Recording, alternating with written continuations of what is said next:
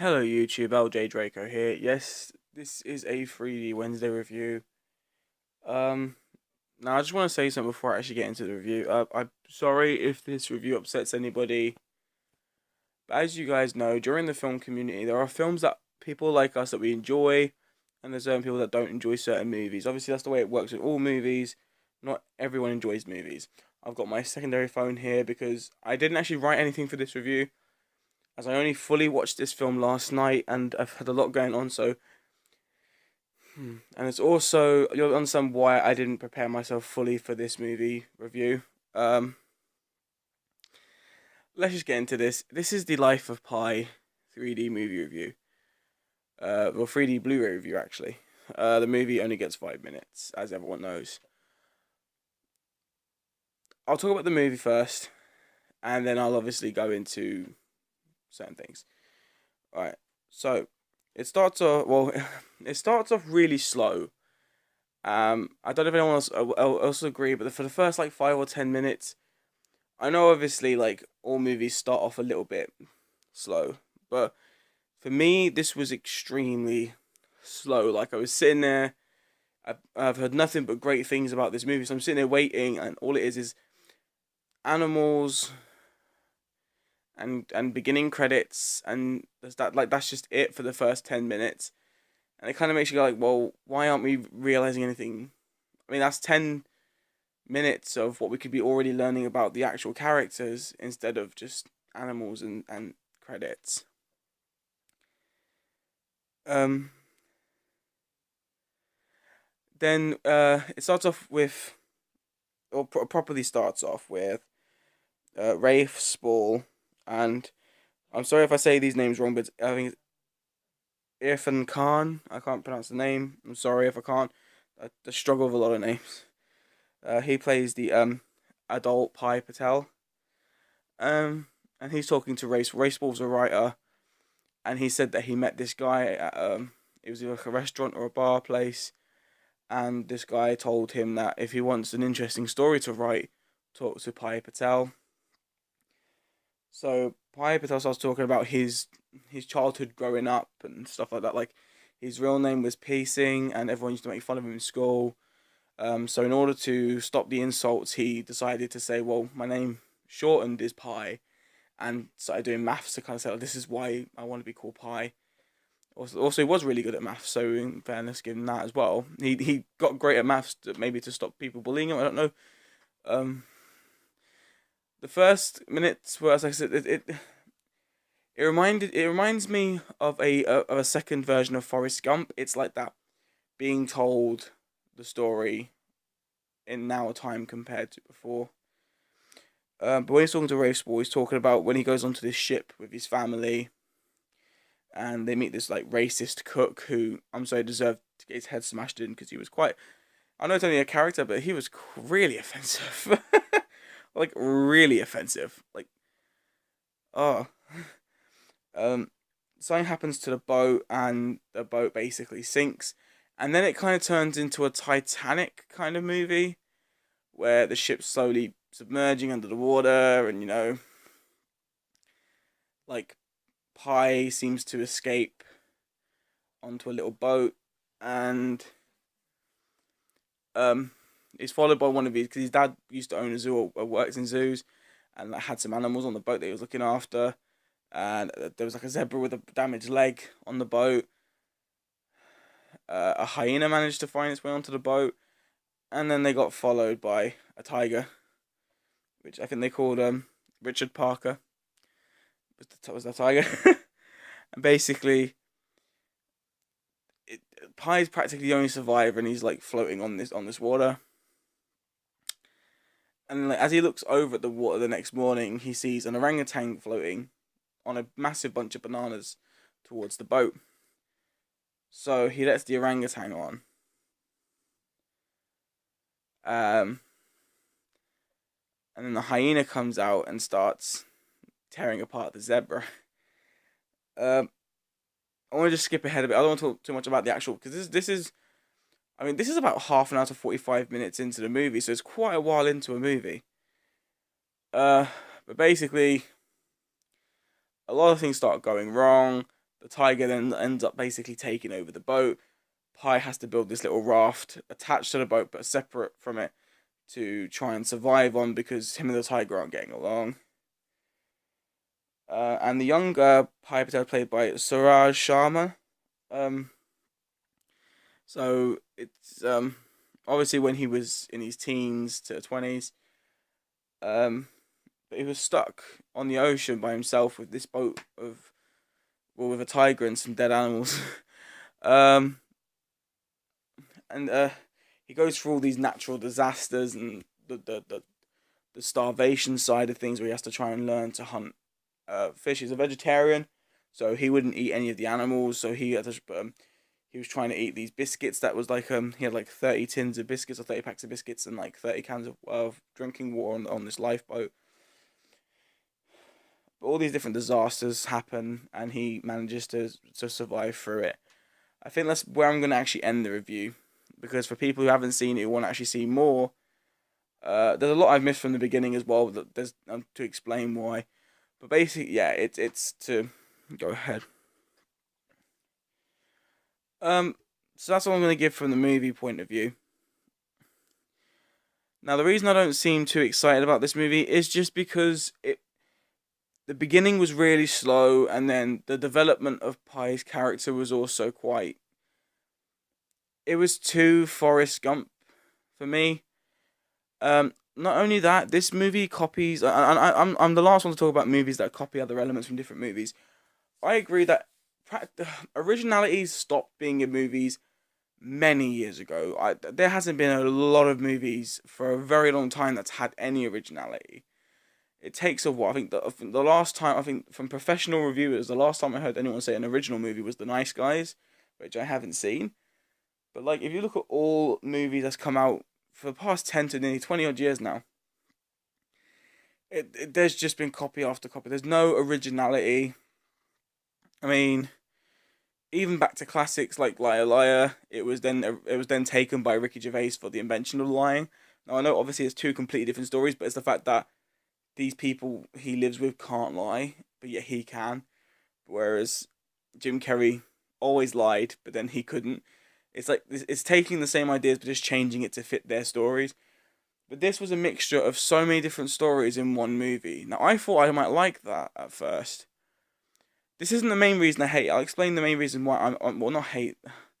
I'll explain the main reason I don't like this movie in a minute. But like, it was a mixture of Titanic, Forrest Gump, Avatar. I know I'm probably going to get a lot of comments or complaining that I didn't like this movie and all that stuff, and you guys got to realize, if you comment below having a go at me that I don't like this movie, it's not going to change my opinion. It's not going to make me say otherwise. I wasn't too keen on this movie. Also, mainly because I started getting into it a bit. Like, even after all these boring parts and bits that were annoying me, I started kind of liking it. I thought, okay, like, it's getting a bit better, now that the more things are happening on the boat. But then there are two very random, like, screen differences for just a couple of seconds. And then it goes back, because basically it was throughout the beginning of the movie, up until a point where there's flying fish, it was full frame widescreen. Then it went into letterbox widescreen. And then a bit later, it went into full screen, which I got told was the black bars on either side, but the square box in the middle. Like, why? There was no need for them to do that. And I know someone's going to probably comment below the reason why they did that, but there is no reason. The only reason I know they done the flying fish one was because they made the flying fish go over the black bars to make it look like it was definitely coming out the screen. There was no need for that. There was like literally no need for them to do them two different shots at all. They didn't have to change the way they recorded them two shots. It made me angry, because if you're gonna do that, do it like you did Guardians of the Galaxy. Don't just randomly put them in there for just 2 seconds for only two times for about the first one was for about a minute, second one was for about 10 to 20 seconds. But that makes no sense. But then they had the rest of the movie back in the full frame widescreen, which just annoyed me. And then we go, okay, well that's just stupid then. There's no need for that. Um, and then I started. Okay, I'll admit, I like the ending of the movie, which I'm not going to explain, but I did like towards the ending of the movie. Kind of it makes you wonder, like, what really happened and stuff. And I'll give it that. I'll give it that the ending and some parts of the middle were great. I'll give it that. It was great. But as a whole movie, I did not enjoy this movie at all. And the fact that the back of the case says the next Avatar. I know a lot of people hate Avatar, but for me, I really enjoyed Avatar. I thought it was a great story, which I know also it steals a lot of elements for different movies. But for some reason, Avatar worked for me. Like it was because I like cheesy sci-fi movies. I've always liked cheesy sci-fi movies. I like stuff like what's it called? I mean, I'm probably one of the only people that likes the original Daredevil, the original Elektra. I like Ghost Rider, but I also like stuff like Skyline. I even liked the newish RoboCop. Not enjoyed it, not like to the point where it's awesome. Um, the original RoboCop is the definitive RoboCop and always will be. But I still liked the new RoboCop because it was trying to talk to a new generation, a younger generation, so that people, when they see that, when they get older, they go, "Oh, well, I want to watch the original one." And then when they watch the original one, they kind of go, "Oh, well, this is where they got all the awesome stuff from. Like this is where it originally started, the best one of the lot." So I enjoy stuff like that. I enjoy the. I'm still probably one of the other people that actually enjoys all four Transformers movies. If they just removed Mark Wahlberg from the fourth movie, if they just took his character out and replaced him with someone else, or just out of the script completely, would have been okay. Mark Wahlberg can do some films great, but Transformers he should not have been a part of. But I like those kinds of films. I like the films that's cheesy and all that stuff. But like this one, just it doesn't speak out to me as a movie. This seems more like a documentary, which I can give. Sometimes documentaries can be fun, but not. For me, I'm not a documentary kind of person. I'm not the person who sit there and watch like the wildlife show kind of thing. Um, so I'm just saying before anyone puts down comments in the bottom, I did enjoy parts of this movie, and there are parts of this movie that really did make me excited to watch it. But as a whole movie, I did not enjoy this movie. So let's just get into the 3D like you guys like waiting for. 3D is awesome. The 3D is full frame widescreen until them two parts. You get okay, not so much pop out, only a tiny amount of pop out 3D. Mostly in depth, but the in depth work, especially on the ocean or the sea or whatever it is, like the water effects, the different lights and colors they use for some of the islands and stuff like that. Um, the tiger when he jumps out of the freaking thing scared the crap out of me. So the 3D itself was awesome and is definitely one of the best 3D purchases I've made. But when you rate the 3D with the movie, okay, because I'm going to rate it now. As a movie, it gets a B minus because there were parts that I enjoyed, but as I said, is this a movie that I think I can watch more than once a year? No. I really, unless my missus wants to see this, which I don't think she will, um,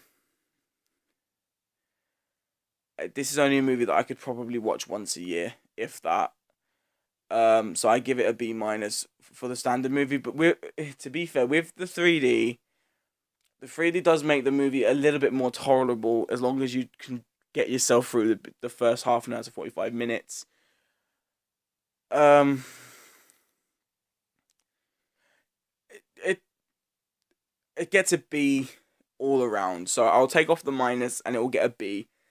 It still doesn't have replayability. It never probably will. The 3D was definitely good, but I think this is probably the one-off 3D enjoyment type of thing.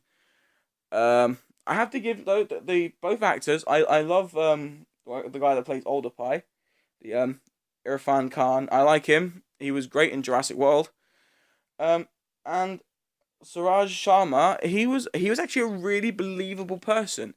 Like when he was stressed and he was angry and he was afraid, I believed him. I didn't think he was acting. I thought he was genuinely feared for his life, and that's kind of the main reason why I like the middle part because you could tell that the most of the animals were obviously animated, and they had to be because obviously you couldn't have them doing what they did. Really, plus you couldn't have real injured animals, so I understand that. But look at Jungle Book. Jungle Book made them animals look so believable. Like Shere Khan was like, Shere Khan was awesome. Okay, the tiger was brilliant compared to the one from Life of Pi. I know Jungle Book was after Life of Pi, but like if they can do it for Jungle Book, they could do it for Life of Pi. But I believed him to the point where I thought, man, like this actor must be going through some shit more than his character, because that actor looked like he was ready to give up from the beginning. But he was really believable, and I really liked him. I really enjoyed the character.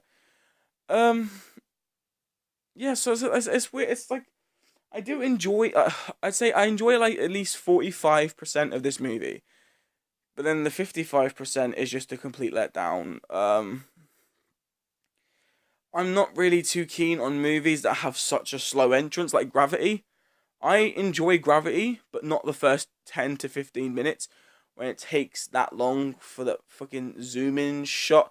I honestly almost, and I haven't got Gravity anymore, but the day I bought it, I was going to sell it the same day because that beginning was terrible. Waiting 10 to 15 minutes when they could have been using that to get more character development straight away. I'm sorry, I'm not too keen on this movie as much as I would have liked to have been. But I've been fair. With movies like this, I would usually give it a C minus. I would never have given it a B. Not even with the 3D. If the movie was that bad, I would have just given it a C minus. So I think I've been a bit generous with this movie. It doesn't actually deserve the actual B from me, but I'm going to give it the credit of the fact that the 3D was still awesome, and that there was 45% of the movie that I did enjoy. Anyway, that is the end of this video. I'm sorry if you don't agree with me, but you guys watch my videos because of my honest opinions. That's why you watch them. Anyway, that is the end of this video. I'm not going to say if you enjoyed this video, but if you enjoy my videos in general and you still respect my opinions, please show your support by clicking that subscribe button down below. And don't forget to strike the like for future videos. And I will see you next time.